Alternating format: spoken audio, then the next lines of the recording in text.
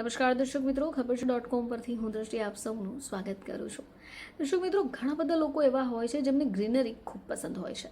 પોતાના ઘરની અંદર પણ જ્યાં જગ્યા મળે ત્યાં આવા નાના એવા પ્લાન્ટ્સ પણ રોપી દે છે.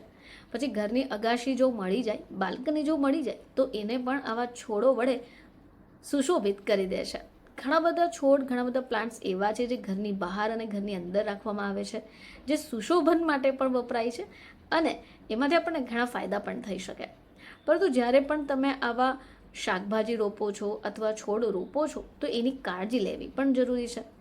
જો તમે આવા પ્રકારની કાળજી નથી લેતા તો બની શકે તમારા છોડ ખરાબ પણ થઈ જાય, સુકાઈ પણ જાય. હવે આ જે માટી હોય છે એની સાથે ખાતરની ધ્યાન રાખવી પણ તમારે જરૂરી છે. તો કુંડાની માટી ક્યારે અને કેવી રીતે બદલવી એ વિષય પર તમને જાણકારી હોવી જોઈએ. હવે આ જો જાણકારી તમને ન હોય તો બની શકે કે તમને નુકસાન થાય. તો મોટાભાગના લોકો અવનવા છોડ ઉગાડવાનો શોખ ધરાવે છે.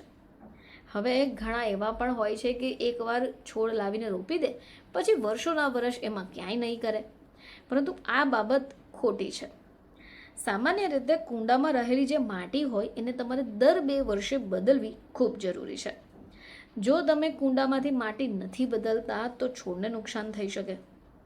હવે જ્યારે તમે કુંડામાંથી માટી બદલવાના છો તો એ પણ તમારે થોડું ધ્યાન રાખવું પડશે કે તમે એ માટી કેવી રીતે બદલી રહ્યા છો. માટી બદલતા પહેલાં તમારે 2 થી 3 દિવસ પહેલાં એને ભીની કરી રાખવી જોઈએ.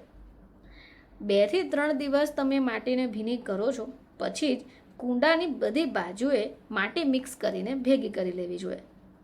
હવે જ્યારે માટી નરમ થઈ જાય છે ત્યારે માટી બરાબર ખોદી કાઢો. તમારે એ ધ્યાન રાખવું પડશે કે તમે જે છોડ રોપ્યો છે એના મૂળને નુકસાન નહીં થાય. હવે માટી કાઢી નાખો, એમાં કાર્બનિક ખાતર અને થોડી નવી માટી ઉમેરો અને ફરીથી એ બધી જ માટી કુંડામાં ભરી દો. આમ કરવાથી શું થશે કે તમારી માટીમાં તમે જે મિશ્રણ એડ કર્યું છે એનો પણ લાભ થશે અને જૂની માટી જે આપણે કાઢીને નવી માટી થોડી એડ કરી છે તો એનો પણ પૂરેપૂરો ફાયદો તમે રોપેલા છોડને પણ મળશે. દર્શક મિત્રો, આપણે એકવાર કોઈ પણ છોડ લાવીને રોપી દઈએ અને બાદમાં જો એની માટી નથી બદલતા તો એ છોડનો યોગ્ય વિકાસ નથી થતો. તમારે સમયાંતરે માટી બદલવી પડશે તો જ તમારા છોડ જે રોપ્યા છે તે સારા થઈને બહાર આવી શકે છે.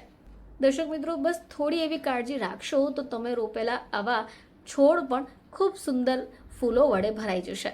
ફરીથી તમારી સમક્ષ હાજર થઈશું. ત્યાં સુધી જોતા રહેજો ખબર છે .com.